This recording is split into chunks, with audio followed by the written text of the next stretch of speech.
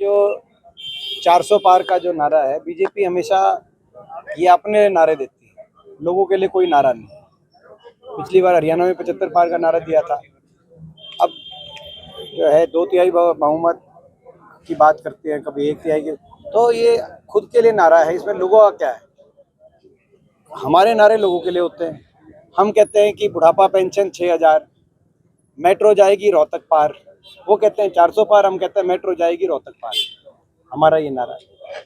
हम लोगों के ये लोगों को के विकास के लिए इन नारों पे लोगों के बीच में जा रहे हैं और लोगों का बड़ा अच्छा रुझान मिल रहा है। डोर टू डोर हमारा जो कैंपेन है वो लगातार आप देख रहे हो। हमारे को इस कैंपेन में 6 महीने हो गए अगर कांग्रेस, और जो है ये इस कैंपेन के माध्यम से लोगों से बीच में हमारा अपनी बात हम लेके जाते हैं, तो लोगों का बड़ा अच्छा रुझान हमें मिलता है।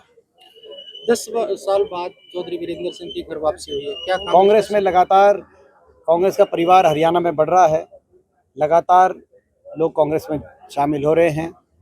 पिछले 1.5 वर्ष में 37 पूर्व विधायक, पूर्व मंत्री, पूर्व केंद्रीय मंत्री, पूर्व सांसद और मौजूदा सांसद भी कांग्रेस पार्टी में हरियाणा में शामिल हुए। 37।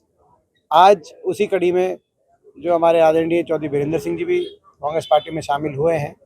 तो मैं समझता हूं कि ये एक संकेत है कि धरातल पर लोगों ने परिवर्तन का फैसला कर लिया है, लोगों ने मन बना लिया है। भाजपा की जो एक सरकार थी, अब बीजेपी की सरकार रह गई है। वो सरकार एक जन विरोधी सरकार साबित हुई। लोगों ने मन बना लिया है कि हुड्डा साहब के नेतृत्व में, चौधरी उदय भान जी की अध्यक्षता में कांग्रेस पार्टी की सरकार हरियाणा में आने जा रही है और लगातार लोगों की ज्वाइनिंग जारी है हरियाणा। बीजेपी जेजेपी का जब से गठबंधन टूटा है तो जेजेपी बिल्कुल टूट चुकी है। देखिए निशान सिंह ने इस्तीफा दे दिया। देखिए मैं पहले ही बोलता था, आपने शायद मेरा पिछले कुछ वर्षों से मेरी बात सुनी होगी। मैंने पहले ही हमेशा कहा था कि जेजेपी पार्टी को जनाधार नहीं बचा है। पार्टी जनता के बीच में जो पार्टी एक मुद्दे पे वोट ले लेकिन अपने मतदाता से विश्वासघात करे। उन्होंने बीजेपी के खिलाफ वोट ली, लेकिन बीजेपी को जाके समर्थन किया। किस दबाव में किया वो तो वही बताएंगे, लेकिन कैसे किया, क्यों किया, किस लालच में किया, किस लोभ में किया, लेकिन जो भी किया वो जनता के साथ विश्वासघात किया था। तो अब धीरे धीरे उनके परिणाम सामने आ रहे हैं और जेजेपी मैं समझता हूँ कि हरियाणा के अंदर कोई जनाधार उनका बचा नहीं है। आज नायब सिंह मैम में थे, विजय संकल्प रैली थी। उन्होंने एक आरोप लगाया कि जो कश्मीर में जो पत्थरबाजी हुई कांग्रेस के नेतृत्व में। देखिए ये इस तरह की अगर बात कही है तो इससे दुर्भाग्यपूर्ण क्या बात होगी, क्योंकि कांग्रेस पार्टी का एक इतिहास रहा है। जब जब कांग्रेस पार्टी की सरकार देश में रही है, देश की रक्षा सुरक्षा करने का काम हमेशा सर्वोपरि मानकर कांग्रेस पार्टी ने किया है। कांग्रेस पार्टी तो पार्टी है जिसने देश के लिए बड़े बड़े बलिदान, कांग्रेस पार्टी के नेताओं ने अपना सर्वोच्च निछावर करने के पीछे नहीं हटे। कांग्रेस पार्टी वो पार्टी है जो हमारी स्वर्गीय प्रधानमंत्री इंदिरा गांधी जी ने अपनी सीने पे दर्जनों गोलियां ली, लेकिन देश के लिए कुर्बानी देने से पीछे नहीं हटी। देश की अखंडता के लिए हमारे पूर्व प्रधानमंत्री राजीव गांधी जी, उनको जो है उन्होंने अपना सर्वोच्च निछावर किया, लेकिन देश के लिए सर्वोच्च निछावर करते हुए उन्होंने तो अपना जो हो सकता था वो किया। और कांग्रेस के तमाम हमारे जो इतिहास ये आपको बताएगा। तो ऐसे में इस तरह की बात करना, आप अपने काम बताओ। आपके पास कोई मुद्दा नहीं है, आप अपने जो है कोई अपने काम नहीं बता सकते 10 साल के बाद, तो आप जो है कश्मीर की बात कर रहे हैं। कोई काम बताएं नायब सैनी जी की भाई ये 10 साल में ये किया, ये विकास कार्य हुए, लोगों को की खुशहाली के लिए ये बड़े फैसले हुए, इस आधार पे हम वोट मांगते हैं, तो बात तो समझ में आए। दीपेंद्र जी, रोहतक लोकसभा सीट जो अहूत सीट है और डॉक्टर अरविंद शर्मा बीजेपी के प्रत्याशी हैं, कोसली में और कई जगह पर उनका जो विरोध हो रहा है। देखिए मैं इसमें कहना चाहता हूँ, जो कोसली में विरोध हुआ, हमारे जो बीजेपी के उम्मीदवार हैं, एक आधी जगह मुहिम में की बात आई, और केवल उन्हीं का नहीं, पूरे प्रदेश में जो भाजपा जजपा के या बीजेपी के उम्मीदवार हैं, रंजीत चौटाला जी का विरोध हुआ कई जगह, दुष्यंत चौटाला जी का विरोध हो रहा है, अजय चौटाला जी का विरोध हो रहा है, बीजेपी के बाकी उम्मीदवारों का विरोध हो रहा है। तो इसमें मैं कहूँगा कि जो पूरे प्रदेश में भाजपा और जजपा के नेताओं का विरोध का क्रम है, जो है वो कहीं ना कहीं प्रदेश में जो नाराजगी है लोगों में हर वर्ग में वो दर्शाता है। लेकिन साथ में ये भी कहना चाहता हूँ कि प्रजातंत्र में अब ये चुनाव का एक ऐसा पर्व है जिस चाहे कोई हो, सब अपनी वोट का मांगने का अधिकार सबको है। ऐसे में जनता से मैं अपील करता हूँ कि जनता, मैं समझ सकता हूँ कि जनता बहुत नाराज है, बहुत रुष्ट है भाजपा जजपा के सभी नेताओं से, लेकिन वो नाराजगी और अपना जो गुस्सा है जनता वो वोट की चोट से निकाले।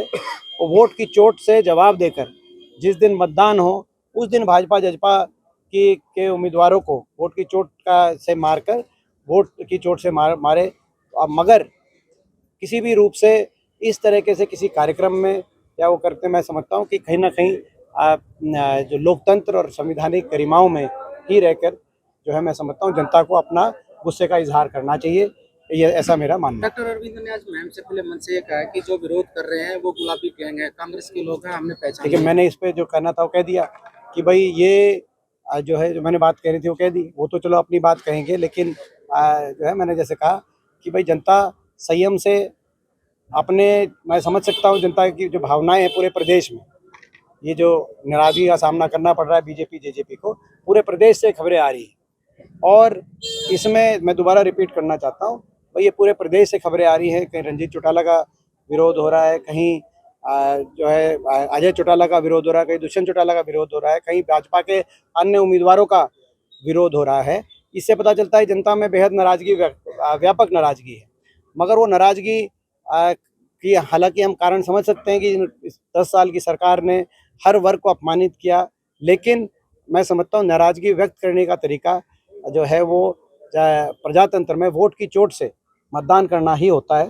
वोट की चोट के समय मतदान करके भाजपा जजपा के खिलाफ मतदान किया जाए, मैं जनता से अपील करता हूँ। और सभी उम्मीदवारों को अपनी वोट मांगने का अपना अधिकार है, तो कहीं भी जनता संयम जो है, संयम की और गरिमा की लक्ष्मण रेखा जनता से मैं अपील करना चाहता हूँ। वो संयम और गरिमा की लक्ष्मण रेखा लक्ष्मण रेखा रखे और उसमें रहे लक्ष्मण रेखा में। साथ में अरविंद शर्मा ने ये भी कहा है कि जो प्रोजेक्ट थे, रेलवे के प्रोजेक्ट थे, वो हम लेके आए हैं और वो तो सिर्फ ट्रेन में जो है चढ़ के आए हैं। देखिए ये मैं कहना चाहता हूँ कि ये लोग मेरी गवाही देंगे, मेरी गवाही लोग देंगे कि कौन सी तारीख को ये मंजूर हुआ प्रोजेक्ट, कौन सी तारीख को मल्लिकार्जुन खड़गे जी आए, उन्होंने फाउंडेशन स्टोन रखा, कौन सी तारीख को ये 2011 में मंजूर हुआ, 2012 में इसका फाउंडेशन रखा गया मल्लिकार्जुन खड़गे जी द्वारा रोहतक महम हासी रेल की लाइन का, 2013 में इसका एक्विजिशन पूरा शुरू हुआ, ज़मीन का अधिग्रहण पूरा हुआ। हरियाणा सरकार ने पूरा पैसा दिया, हुड्डा साहब उस समय मुख्यमंत्री थे, और ज़मीन एक्वायर करके रेलवे को दी 2014 में। और उसके बाद इस सरकार ने तो जो है पहले 4-5 साल तो कुछ किया ही नहीं, और ये कहा कि इसकी फाइल गुम हो गई। जब हमने आप लोगों के माध्यम से, मीडिया के माध्यम से और स्पीड पोस्ट से जब फाइल भेजी मुख्यमंत्री कार्यालय में, उसके बाद फिर मैं समझता हूँ कि इसका कार्य आगे बढ़ा। जब भी तो मैं समझता हूँ कि ये इसमें हम कुछ बोलें, ये रेल की लाइन कब जो है ये कब किसने मंजूर करी, वो तो सही नहीं है, जनता बोलेगी। मैं जनता से अपील करना चाहता हूँ, जनता फैसला करे ये रेल की लाइन किसने मंजूर कराई थी। इसी सच पे जो है सत्य के आधार पर अगर हम ठीक खड़े हैं तो जनता हमारा साथ दे। एक आखिरी सवाल, कब तक ये उम्मीदवारों की घोषणा हो जाएगी? क्योंकि तो ये तो पुराना हो गया सवाल फिर भी जवाब भी पुराना हो गया। देखो ऐसा है कि मुझे लगता है कि जो है इस पर मंथन चल रहा है कांग्रेस पार्टी का, और ठीक टाइम सही समय पे इसका हम फैसला करेंगे।